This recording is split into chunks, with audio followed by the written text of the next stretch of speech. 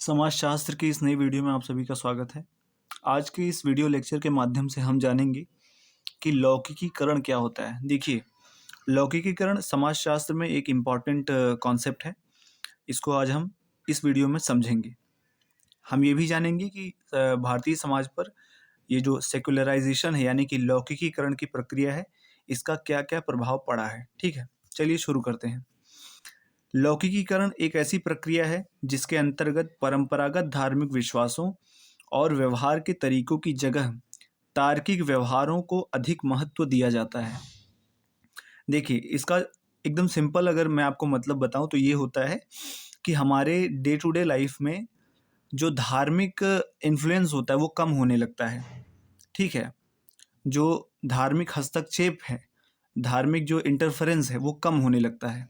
ठीक है, इस प्रक्रिया में अलौकिक विश्वासों के स्थान पर सांसारिक अथवा लौकिक दृष्टिकोण को अधिक महत्व दिया जाता है। ठीक, आगे एम.एन. श्रीनिवास ने अपनी पुस्तक social change in modern India में लौकिकीकरण की विस्तृत व्याख्या की है। एम.एन. श्रीनिवास, जैसा कि आप सभी जानते हैं, भारत के एक ही बहुत ही बड़े समाजशास्त्री और मानवशास्त्री हैं। श्रीनिवास के अनुसार लौकिकीकरण शब्द में यह बात निहित है कि जिसे पहले धार्मिक माना जाता था उसे अब वैसा नहीं माना जाता है। तो देखिए, श्रीनिवास जी साफ तौर पर बता रहे हैं आपको कि लौकिकीकरण की जो प्रक्रिया है उसके अंदर साफ तौर पर ये बात निहित है कि जिसको हम पहले धार्मिक मानते थे उसको हम धार्मिक नहीं मानते। यानी कि पहले जिसे हम कोई भी घटना हो रही, कोई भी बात हो रही है, तो उसको हम धार्मिक दृष्टिकोण से उसकी व्याख्या करते थे। अब हम वैसा नहीं करते हैं। अब हम धार्मिक दृष्टिकोण की जगह वैज्ञानिक दृष्टिकोण की बात करते हैं। ठीक है, श्रीनिवास ने लिखा है कि लौकिकीकरण का दूसरा आवश्यक तत्व तो बुद्धिवाद है। बुद्धिवाद यानी कि रैशनलिज्म। अब रैशनलिज्म क्या होता है, देखिए मैंने लिख दिया यहाँ पर कि परंपरागत विश्वासों और धारणाओं के स्थान पर आधुनिक ज्ञान की स्थापना। ठीक है,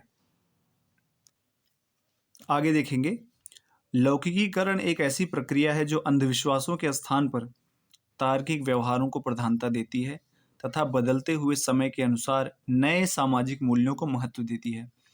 तो कुल मिलाकर यहाँ पर देखेंगे हम, अलौकिकीकरण एक ऐसी प्रक्रिया है जो अंधविश्वासों के स्थान पर तार्किक व्यवहारों को प्रधानता देती है। देख रहे हैं आप, तो अंधविश्वास को महत्व नहीं दिया जाता। आधुनिक समाज में जैसा कि हम जानते हैं कि लोग तार्किक होने लगे हैं, ज़्यादा रैशनल होने लगे हैं, तार्किक दृष्टिकोण होने लगा है लोगों का। ठीक है, अब हम देखेंगे कि भारतीय समाज पर लौकिकीकरण का प्रभाव क्या क्या हुआ है। इसको बताया है किसने? एम.एन. श्रीनिवास ने।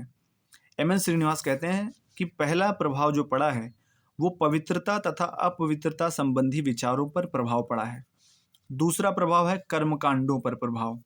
तीसरा है ब्राह्मणों के विचारों तथा व्यवसायों पर प्रभाव। चौथा है सामाजिक संरचना पर प्रभाव। भारतीय समाज की जो सामाजिक संरचना है, जो परंपरागत सामाजिक संरचना है, उस पर इस प्रक्रिया का यानी कि लौकिकीकरण का व्यापक प्रभाव पड़ा है। अगला है परंपरागत धार्मिक मान्यताओं पर प्रभाव। ठीक है, तो ये था लौकिकीकरण की प्रक्रिया के बारे में। आई होप आपका कॉन्सेप्ट क्लियर हुआ होगा। देखिए, समाजशास्त्र से जुड़े हुए किसी भी टॉपिक पर अगर आपको वीडियो चाहिए तो इस चैनल पर आपको प्रोवाइड कर दिया जाएगा। इसके अलावा नोट्स के लिए भी आप संपर्क कर सकते हैं। आप बीए के या एमए के कोई भी छात्र छात्राएं हों, नोट्स के लिए भी उनको वो कांटेक्ट कर सकते हैं। Thank you.